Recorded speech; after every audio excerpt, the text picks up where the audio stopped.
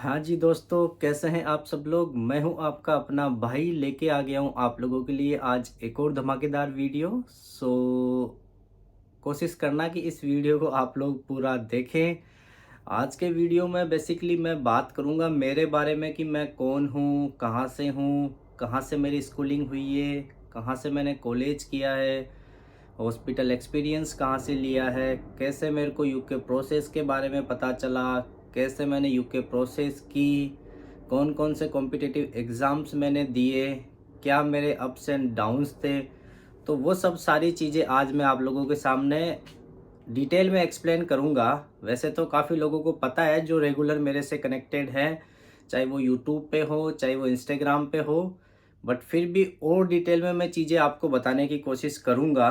तो चीज़ें बिल्कुल सिंपल रखूँगा, और क्योंकि मैं चाहता हूँ कि यार, हो सकता है कि जैसा मैं आपको बताऊँगा मेरे जो चीज़ें हैं या मेरे से कुछ चीज़ें हैं वो आप भी उनको रिलेट कर सकोगे अपने अकॉर्डिंग, ताकि हो सकता है आपको थोड़ी पॉजिटिव एनर्जी मिले, कॉन्फिडेंस मिले कि यार ये बंदा अगर यहाँ से जाके, यहाँ से उठ के इसने ये चीज़ें करके अगर ये वहाँ जा सकता है तो हम भी जा सकते हैं।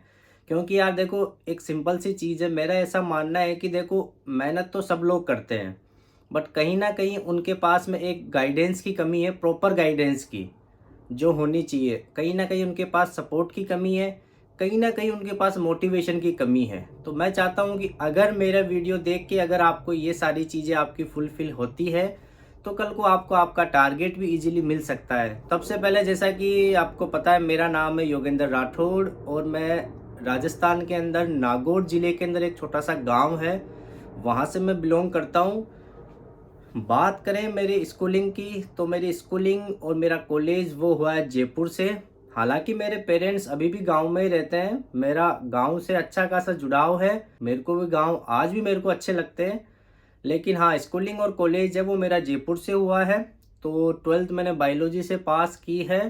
उसके बाद मैं चला गया भाई साहब कोटा, क्योंकि ट्वेल्थ में मैं ऐसे नहीं बोलूँगा कि मैं अपने आप को टॉपर मानता हूँ, हाँ, लेकिन मैं एक एवरेज स्टूडेंट था। तो मुझे लगा कि मेरे को एक बार नीट की प्रिपरेशन भी करनी चाहिए। तो मैं 2013 के अंदर चला गया कोटा। कोटा मैंने 2-3 साल वहाँ पे नीट की प्रिपरेशन करी। लेकिन मैं ऐसे नहीं बोलूँगा कि मैंने मेहनत नहीं करी थी या मैंने मौज मस्ती की है। लेकिन कभी कभार ऐसा होता है कि आप मेहनत भी करते हो, लेकिन आपका लक आपके साथ नहीं होता है, तो आपको आपका जो टारगेट है, आपका गोल है, वो अचीव नहीं होता है। हो सकता है मेरी किस्मत में उससे अच्छा लिखा हुआ था, उससे बेटर लिखा हुआ था। तो मैं ये मानता हूँ जो भी होता है अच्छे के लिए होता है। तो कभी आपको अफ़सोस या कभी रिग्रेट नहीं होना चाहिए। अपनी मेहनत रेगुलर करते रहो, ईमानदार रहो, और अपने आप में कॉन्फिडेंट रहो यार। तो आपको आपका टारगेट है वो डेफ़िनेटली मिलेगा। तो साहब, नीट में नहीं हुआ तो आपको पता है नीट के बाद में हमारे पास में ऑप्शन बचता है बीएससी नर्सिंग का। तो हमने भी फिर वापस वही जयपुर आ गया। जयपुर आके फिर हमने वहाँ के एक प्राइवेट कॉलेज के अंदर बीएससी नर्सिंग में एडमिशन लिया 2015 के अंदर, जो कि 2019 के एंड ऑफ द ईयर मेरा जो फोर्थ ईयर का एग्ज़ाम है वो हो गया था।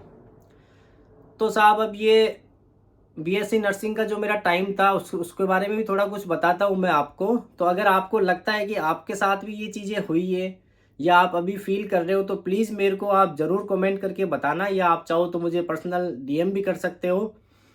तो देखो, नर्सिंग के मेरे फर्स्ट ईयर के अंदर, मतलब इवन थर्ड ईयर तक, मेरे को हमेशा ऐसा लगता था कि मैं नर्सिंग में क्यों आया हूँ, मेरे को नर्सिंग छोड़ देनी चाहिए। हर 3-4 महीने में मेरे को ऐसा लगता था। वो ऐसा क्यों लगता था, क्योंकि यार जब हम कॉलेज टाइम के दौरान जब हम हॉस्पिटल ड्यूटी पे जाते हैं, तो वहाँ प्राइवेट में हमारी ड्यूटी लगती थी। तो वहाँ देखते थे कि यार कैसे वहाँ के जो नर्सेज स्टाफ है, नर्सिंग स्टाफ है, उनकी वहाँ रेस्पेक्ट करते हैं, क्या पैसा है, कितना काम है, टॉर्चर है। प्लस कॉलेज वालों का अलग टॉर्चर है, असाइनमेंट बनाओ, ये बनाओ, रेगुलर रहो, यूनिफॉर्म, ये वो, आप सब लोगों को पता है, ये सब चीज़ें कॉमन है, हर प्राइवेट कॉलेज में ऐसा ही होता होगा। तो मेरे साथ भी ऐसा ही होता था। तो मेरे को इवन थर्ड ईयर तक ऐसा लगता था यार, गलत एडमिशन ले लिया, एक तो इतना पैसा खराब करना, प्लस इतना टाइम खराब करना, और कल को अपनी इज्जत क्या रहेगी, कोई इज्जत नहीं है। हाँ, हालांकि आप एम्स में लग जाते हो, सेंट्रल गवर्नमेंट के किसी हॉस्पिटल में हो, तो मैं मानता हूँ कि आपकी लाइफ थोड़ी ईजी हो जाएगी, लेकिन वो इतना ईजी नहीं है। कंपटीशन काफ़ी टफ है, और अब तो और ज़्यादा टफ हो गया है। तो साहब ऐसे करते करते अप्स एंड डाउन्स होते रहे नर्सिंग के अंदर भी, लेकिन कुल मिला के नर्सिंग पास कर ली और अच्छे मार्क्स से मेरी नर्सिंग पास की मैंने। अब नर्सिंग पास करने के बाद में अपना गोल ये होता है कि किसी कोचिंग में जाओ और एम्स की वहाँ पे जाके कोचिंग करो। फिर हम भी उस भीड़ का हिस्सा हो गए, हमने भी कोचिंग ज्वाइन कर ली। तो साहब अब कोचिंग करी 3-4 महीने बढ़िया अच्छे से, क्योंकि जब आप नए नए होते हो आप में जोश होता है, नए नए पास आउट होके आए हो, आपको नॉलेज भी अच्छा होता है। बढ़िया मैंने कोचिंग की, 6-7 घंटे की कोचिंग होती थी। 5-6-7 घंटे मैं रूम पे पढ़ाई करता था, रूम लेके रहता था उस टाइम में। तो साहब सब कुछ अच्छा चल रहा था। एकदम से आपका कोविड आ गया साहब, मार्च के अंदर कोविड आया। उसी टाइम फिर मेरा एक्सीडेंट भी हो गया बाइक से, सब कुछ बंद हो गया। हम चले गए हमारे गांव वापस। आपको पता ही है फिर गांव में जाने के बाद में तो कौन सी पढ़ाई होती है। तो पढ़ाई जितनी हुई हुई थी वो और भूल गए, और पूरा मतलब सब कुछ एक तरीके से डिस्टर्ब हो गया। प्लस तो मेरा एक्सीडेंट भी हो गया था, तो मेंटली भी थोड़ा मैं फ्रस्ट्रेट था उन चीज़ों को लेके। अब साहब वो 5-6 महीने गांव में निकाले तो जितना भी नॉलेज था, जो भी वो बोलते ना जोश था, वो सारा वहीं ख़त्म हो गया। अब उस टाइम में क्या है कि मेरा एक फ्रेंड है जो मेरा क्लासमेट ही हुआ करता था कॉलेज के अंदर। उसको क्या है फॉरेन जाने का काफ़ी उसको इंटरेस्टेड था वो इन चीज़ों को लेके, तो वो कॉलेज टाइम में भी मेरे से डिस्कस किया करता था। लेकिन मेरे को उस टाइम इंटरेस्ट था नहीं, और उसका जो इंटरेस्ट था, उसका नॉलेज था, उसको ये पता था कि हम कनाडा जाएंगे स्टडी वीज़ा पे, वहाँ पे हम 1 या 2 साल का कोई कोर्स करके फिर वहाँ पे हम नर्सिंग स्टाफ बन जाएंगे। यूके के बारे में तो हमें कोई नॉलेज था ही नहीं। इवन पूरे 4-4.5 साल की बीएससी नर्सिंग के दौरान मेरे को यूके के बारे में कुछ भी नहीं पता था। दोस्तों आप तो बहुत लकी हो कि आपको आपके कॉलेज टाइम में ही ये सब पता चल गया चीज़ों का। तो इसीलिए अपना माइंड सेट है वो क्लियर रखो कि मुझे क्या करना है, उसके अकॉर्डिंग अपनी तैयारी करते रहो। हमें तो यार पता ही नहीं था, हमें तो लास्ट मोमेंट पे ये चीज़ें पता चली है, और वो चीज़ें पता चलने के बाद आज हम अगर यहाँ हैं तो भैया आपके पास तो बहुत टाइम है और अच्छे से आप तैयारी कर सकते हो। मेरा दोस्त हमेशा मेरे को बताता था, लेकिन मैंने कभी इंटरेस्ट लिया नहीं, क्योंकि यार देखो फैमिली कंडीशन भी इतनी अच्छी नहीं थी कि इतना पैसा देंगे। आपको पता है स्टडी वीज़ा पे जाते हैं तो कम से कम 15 से 20 लाख रुपए का खर्चा है। तो मेरे को पता था कि घर वाले इतना पैसा दे नहीं पाएंगे, तो मैंने इन चीज़ों पे कभी इतना ध्यान भी नहीं दिया। लेकिन जब लॉकडाउन आ गया, फिर आपको पता है 80-20 आ गया था, तब मेरा थोड़ा सा दिमाग है ना इन चीज़ों की तरफ मेरा भी इंटरेस्ट होने लग गया कि यार अब इसमें तो टाइम लगेगा एम्स के अंदर, तो क्योंकि कोचिंग भी कर चुके थे 3-4 महीने की, तो पता भी चल गया था कि कितना आपने कॉलेज में सीखा है और अब कितना आपको और आगे प्रिपेयर करना है अपने आप को। और जैसा कि फैमिली कंडीशन भी इतनी अच्छी नहीं थी, मेरे को जॉब भी चाहिए था जितना जल्दी हो सके, तो मैंने सोचा कि चलो क्यों ना यार ये कनाडा वाला ऑप्शन करके देखते हैं। मेरे फादर साहब को मैंने कन्विंस किया, तो यार वो तो हमेशा मेरे लिए सपोर्टिव है। उन्होंने बोला कि ठीक है बेटा, तू जैसा तेरे को ठीक लगे वैसा कर, पैसों का हम कहीं ना कहीं से जुगाड़ करेंगे। तो अब जैसे ही लॉकडाउन खुला, मैं और मेरा दोस्त हमने पहले प्लानिंग तो सारी कर ही ली थी। लॉकडाउन में करना क्या था, रोज़ फ़ोनों पे बात करके बस यही चलता था कि हाँ यार ये करना है, ऐसे करना है, आइल्स की कोचिंग करनी है, ऐसे वैसे। तो जैसे ही लॉकडाउन खुला हम लोग जयपुर आए।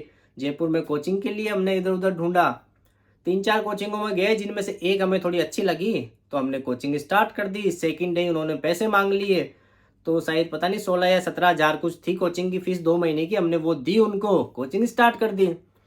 अब साहब इंग्लिश का तो कभी काम पड़ा ही नहीं ना। ठीक है नर्सिंग इंग्लिश में करी होगी, लेकिन वैसे तो ना कभी इंग्लिश मैंने बोली, ना कभी इंग्लिश मूवीज़ मैंने देखी, ना इंग्लिश गाने सुने, मतलब कुछ भी कोई मतलब नहीं था आज से पहले मेरे को। इवन मैं हॉलीवुड मूवीज़ मेरे को देखना पसंद ही नहीं है, चाहे वो हिंदी में ही क्यों ना हो, मैं आज भी नहीं देखता हूँ।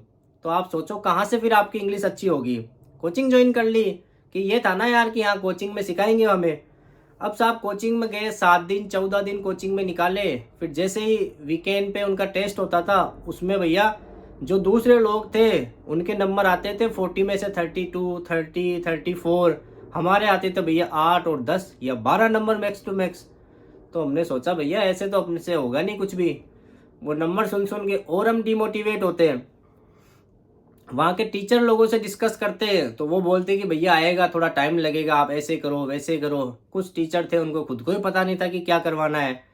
तो हम लोग बोले यार अब तो घर वालों ने पैसा दे दिया, दोबारा पैसे देंगे भी नहीं, अब क्या करें। तो साहब कैसे ना कैसे करके बोले यार अब 2 महीने पैसे दिए, एटलीस्ट ये 2 महीना तो कोचिंग में निकालो, कुछ ना कुछ तो सीखने को मिलेगा। फिर हमने सोचा कि चलो अब यूट्यूब पे और दूसरी जो सोशल साइट्स है उन पे पता करते हैं कि कैसे हम अपने इंग्लिश को और कैसे हम ये आइल्स है ये क्लियर कर सकते हैं। ये चीज़ हमने पहले नहीं की, क्योंकि पहले हमें ये पता था कि हम कोचिंग में जाएंगे वो हमें पास करवा देंगे, है ना। ये पॉइंट आप लोग नोट करना, इसीलिए मैं आपको हमेशा बोलता हूँ कि जो धोखा मेरे साथ हुआ है वो आप लोगों के साथ ना हो। मैंने वो 16-17 हज़ार रुपये वेस्ट करने के बाद मेरे दिमाग में ये आया कि पहले मेरे को चेक करना चाहिए था कि मेरी इंग्लिश कैसी है, मेरा लेवल कैसा है, क्या मैं ये कर सकता हूँ, क्या मेरे को इसमें इंटरेस्ट है। वो काम हमने कब किया, वो 1 या सवा महीने की कोचिंग के बाद में। फिर हम यूट्यूब पे गए, वहाँ दुनिया भर की चीज़ें थी आइल्स के बारे में, लिसनिंग के बारे में, रीडिंग, स्पीकिंग। तो हमने वो सब देखना स्टार्ट किया, तो हमें पता चला कि यार अपना लेवल तो कुछ भी नहीं है, तो ऐसे काम नहीं चलेगा, हमें तो भैया जीरो से स्टार्ट करना पड़ेगा। तो फिर भैया हम दोनों ने हमारी ग्रामर पे ध्यान दिया, और काफ़ी सारी चीज़ें हैं जिस पे मैंने पूरा वीडियो बना रखा है कि कैसे मैंने अपनी जो इंग्लिश थी बेसिक वो इम्प्रूव की। वो वीडियो का लिंक है वो डिस्क्रिप्शन में डाल दूंगा, आप लोग ज़रूर देखना। फिर भी आपको लगता है कि मैं उस पर एक और पर्टिकुलर या एक प्रॉपर वीडियो बनाऊं, तो मैं उस पर एक प्रॉपर वीडियो बना दूंगा। इसमें केवल मैं आपको बेसिक बेसिक बताऊंगा। तो हमने भैया जीरो से स्टार्ट किया, अपनी चीज़ें इंप्रूव करने की कोशिश की कि हमें कहाँ हमारी वीकनेस है, क्या हम ईजी से ईजी चीज़ कर सकते हैं, सिंपल से सिंपल। तो फिर हमने वो सब चीज़ें की, 2-3 महीने हमारा वो चलता रहा। फिर दोबारा लॉकडाउन आ गया, फिर भैया अपने अपने गांव निकल गए, क्योंकि मैं तो रूम लेके रहता था। अब गांव गए तो फिर गांव में गांव जैसा माहौल, फिर जो पढ़ाई करके आए थे वो सारी बंद हो गई। लेकिन हमारा ये था कि नहीं यार, हमें कंटिन्यू करनी है। फ़ोनों पे दोनों की बातें होती थी रोज़। अब उस सेकंड लॉकडाउन में हुआ क्या कि मेरे को, हाँ, अभी तक मेरे को यूके प्रोसेस का कुछ भी नहीं पता था। अभी तक मेरे को यूके प्रोसेस के बारे में बिल्कुल कोई भी आइडिया नहीं था। फिर मेरे को कहीं ना कहीं से एक न्यूज़ मिली, मैंने कुछ देखा कि मेरे को, हम लोग ऐसे यूके में डायरेक्ट जॉब के लिए भी जा सकते हैं। कहाँ, मैं स्टडी वीज़ा पे कनाडा जाने की सोच रहा था, अब मुझे ये ऑप्शन मिल गया कि हम डायरेक्ट जॉब के लिए जा सकते हैं। तो यार मेरे लिए तो ये बहुत ज़्यादा सरप्राइजिंग था, और ये अच्छा भी था कि यार आपको पैसा भी वेस्ट नहीं करना पड़े और आप जो चाहते हो वो भी आपको मिल जाए। तो फिर मैंने भैया अपनी जो रिसर्च है वो स्टार्ट की। काफ़ी लोगों को मैंने मैसेज किया, काफ़ी लोगों को कॉल किया, किसी का रिप्लाई आया, किसी का नहीं आया। उनमें से जिनका रिप्लाई आया वो थे अपने मधु भाई। मधु भाई ने मेरे को जो भी मेरे डाउट्स थे उन्होंने मेरी काफ़ी हेल्प की। डाउट इन द सेंस, मतलब मेरे को ये तो था कि इंग्लिश तो मेरे को खुद को ही इम्प्रूव करनी है, लेकिन यूके का जो प्रोसेस था, क्या सैलरी थी, कौन सी जगह अच्छी है, कौन कौन से एग्ज़ाम होते हैं, मटेरियल, वो सारी चीज़ें मैंने मधु भाई से डिस्कस की। उन्होंने मेरे को काफ़ी अच्छे से गाइड भी किया। उस टाइम वो भी इंडिया में ही थे, वो भी अपना प्रोसेस कर रहे थे, तो उन्होंने मेरी काफ़ी अच्छे से इन चीज़ों के बारे में हेल्प की। फिर हमें पता चला कि यार ओईटी एग्ज़ाम होता है, वो देखते हैं कैसा है। तो अब हमें ये तो पता था कि आंख बंद करके हमें कोचिंग में तो जाना नहीं है। तो अब हमने ओईटी की पहले खुद अपनी रिसर्च की कि हम ओईटी पास कर सकते हैं कि नहीं, क्योंकि हमने आइल्स के बारे में तो हमने देख ही लिया था। हमें पता चल गया था कि भैया स्पीकिंग और राइटिंग मेरे बस की नहीं है, ओईटी के करके देखते हैं। अब ओईटी का हमने फिर खुद से प्रैक्टिस करके देखी, तो हमें लगा यार ओईटी हम कर सकते हैं, क्योंकि देखो 2-3 महीने से हम पहले ही अपनी इंग्लिश पे फोकस कर चुके थे। इंग्लिश हमारी जितनी हमारी पहले थी उससे थोड़ी इम्प्रूव हो चुकी थी। तो फिर हमने सोचा कि यार ओईटी अब खुद करके देखते हैं। उसी ओईटी के दौरान फिर जब लॉकडाउन खुला तो हम जयपुर आके, मेरे को ये भी पता चल गया था कि मेरे को एक्सपीरियंस भी लेना पड़ेगा, तो मैंने हॉस्पिटल भी ज्वाइन किया। मुझे ये भी पता था कि भैया 24 घंटे तो इंग्लिश हम पढ़ नहीं सकते हैं, तो मैंने कहा यार टाइम वेस्ट क्यों करना है, एटलीस्ट कोई हॉस्पिटल पकड़ो ताकि आपके पास में एक्सपीरियंस भी काउंट हो जाए और आपकी लाइफ बोरिंग भी ना हो, साथ साथ में अपनी इंग्लिश की प्रैक्टिस भी करते रहो। टाइम जितना लगेगा उतना लग जाएगा, मेरी ये सोच थी। आज के टाइम आप लोगों की क्या सोच है कि यार हम तो 2 या 3 महीने में ओईटी की कोचिंग करके या ओईटी की तैयारी करके हम पास कर लेंगे। ये जिसकी सोच होती है ना भैया, उसको टाइम उससे 2 या 3 गुना ज़्यादा लगता है। क्योंकि यार ऐसे नहीं है कि जो आपको सामने वाला कुछ बता रहा है या हो सकता है उसने 2 महीने में पास कर लिया तो आप भी पास कर लोगे। आपको यार पहले ये तो चेक करो कि यार हम कैसे हैं, हमारी इंग्लिश है कैसी, उसके अकॉर्डिंग आपको टाइम लगेगा। तो भैया टाइम लिमिट है ना, वो कभी भी फिक्स मत करो, अपनी तैयारी करते रहो। अपना माइंड सेट क्लियर रखो कि मैं मेहनत करूंगा डेली, चाहे मुझे 6 महीने लगे, चाहे मुझे 1 साल लगे, वो बंदा डेफिनेटली सक्सेस होगा। तो हॉस्पिटल भी चलता रहा, और ये भी था कि भैया ओईटी की फ़ीस भी 35,000 है, वो कहाँ से आएंगे, घर वाले पैसे देंगे नहीं। तो इसीलिए मैंने सोचा हॉस्पिटल भी ज्वाइन करो ताकि अपनी पॉकेट मनी भी आती रहे, कल को एग्ज़ाम फीस भी दे देंगे और अपना काम धीरे धीरे चलता भी रहेगा।